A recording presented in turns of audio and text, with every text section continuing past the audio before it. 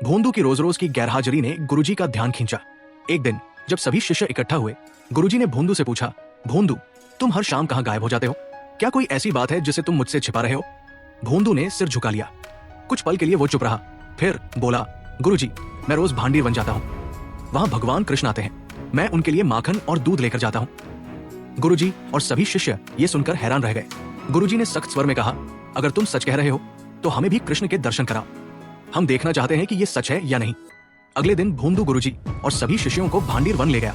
वहां पहुंचकर भोंदू ने प्रेम पूर्वक कृष्ण को पुकारा, हे प्रभु, कृपया प्रकट होकर मेरे गुरुजी और शिष्यों को भी अपने दर्शन दीजिए।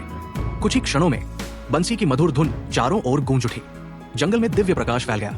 भगवान कृष्ण एक बड़े बरगद के पेड़ के नीचे खड़े मुस्कुरा रहे थे।